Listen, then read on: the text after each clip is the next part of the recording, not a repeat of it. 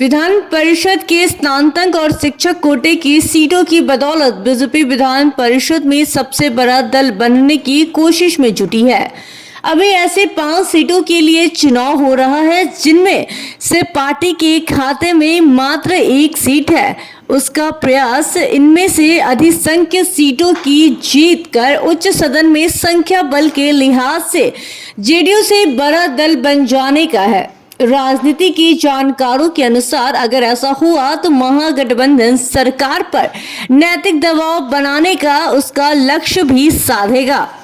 BJP ने रणनीति के तहत भाजपा ने 5 सीटों पर अपने प्रत्याशी दिए हैं, जबकि पहले इनमें से 1 सीट राष्ट्रीय जनतांत्रिक गठबंधन में किसी सहयोगी दल के हवाले किए जाने की चर्चा थी। इन 5 सीटों पर हो रहे चुनाव का परिणाम 5 अप्रैल को आएगा। उसी के साथ स्पष्ट हो जाएगा कि बीजेपी अपने प्रयास में कितनी सफल हो पाई है। इनमें से 4 सीटों पर चुनाव हो रहा है, जबकि 5वीं सीट सारण शिक्षक निर्वाचन क्षेत्र पर उपचुनाव हो रहा है। चुनाव वाली 4 में से 3 सीटें अभी जेडीयू के पास है और बीजेपी के खाते में मात्र 1 सीट है।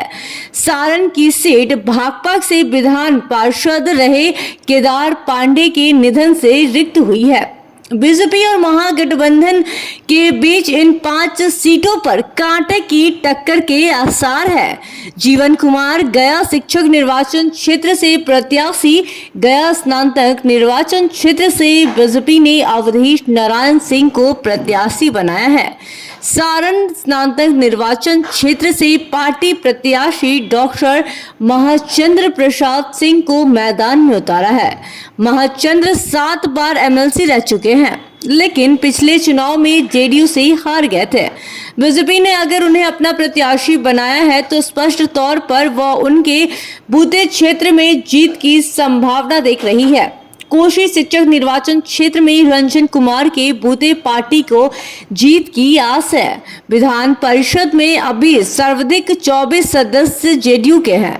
बीजेपी का आंकलन है कि अगर जेडीयू अपनी 1 सीट भी हार जाती है और बीजेपी कम से कम 2 सीट भी जीत जाती है तो वह उच्च सदन में सबसे बड़ी पार्टी हो जाएगी।